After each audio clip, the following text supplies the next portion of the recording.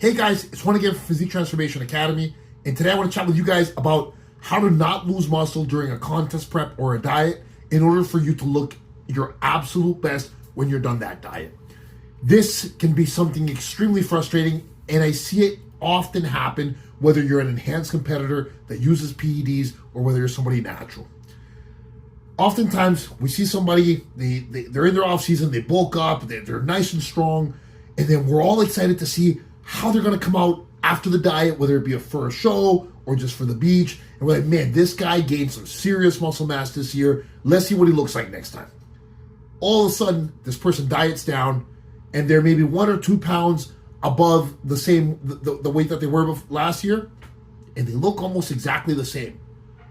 But why? How did this happen?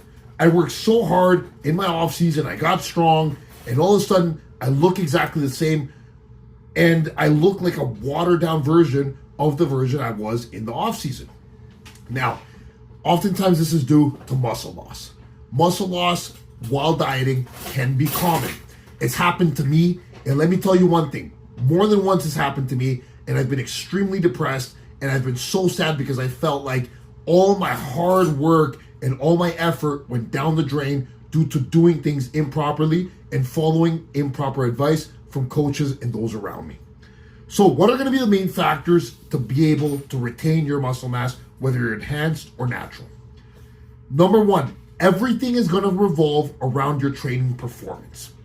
Training performance is going to be the main driver for you to maintain your muscle mass. What does training performance mean? Keep your strength up.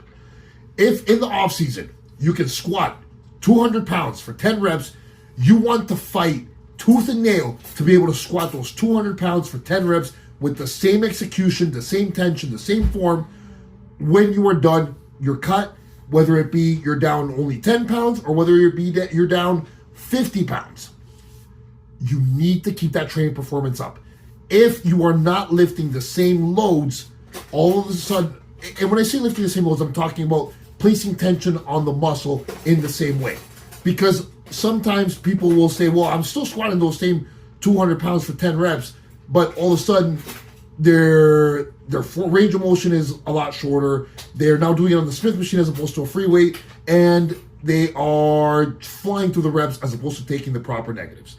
So assuming execution is the exact same and everything is on point, doing it the exact same way you were doing it in the off season, if you keep that strength up, it's going to really, really make that difference between you retaining that muscle mass and having that muscle look hard and full and dense, as opposed to, again, a watered down version of what you were. The training performance. How do we upkeep training performance? By using your logbook. Log your lifts every week. Don't be switching things around. Don't go by feel. Don't go by, oh, this week I want to do 5 sets of this exercise. Next week I'm just doing 10 sets of this exercise. And then you have nothing to reference your strength to.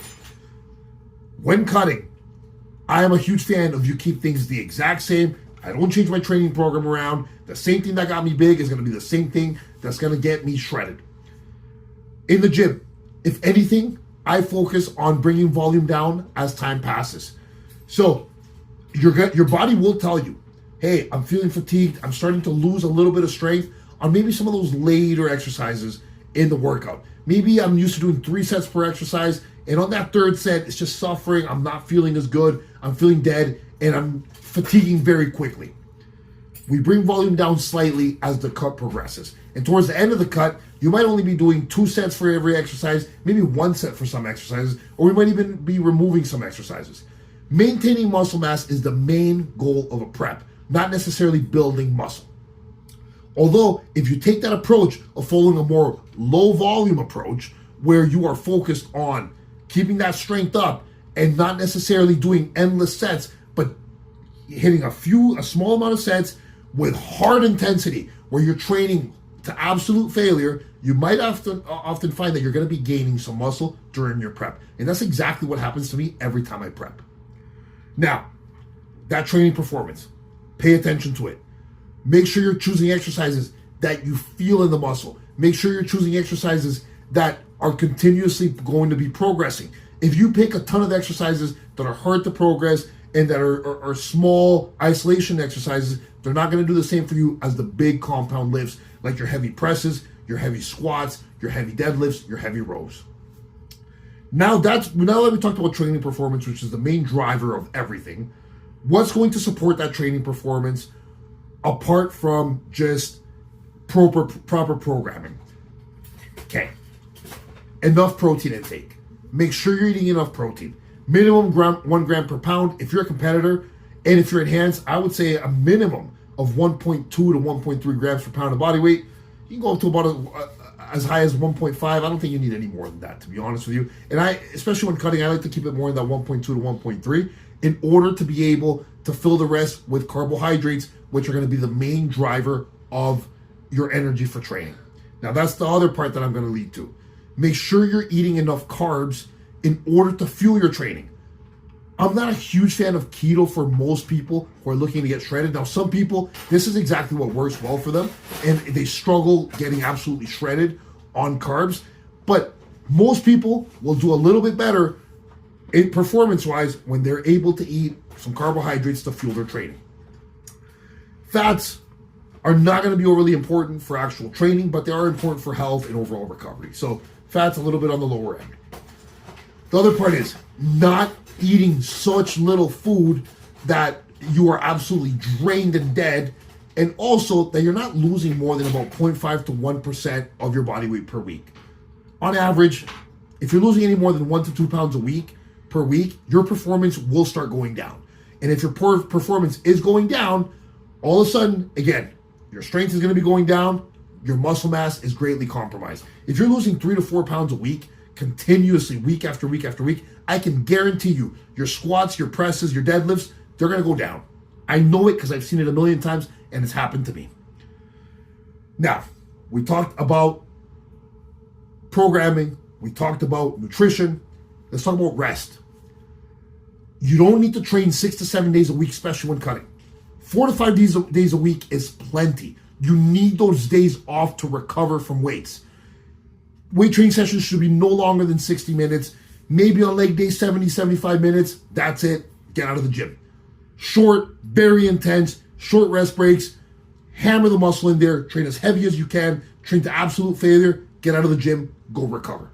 So that's going to be crucial. You try to do 2-3 hour marathon training sessions, your energy levels are not going to last, and you're going to be absolutely dead.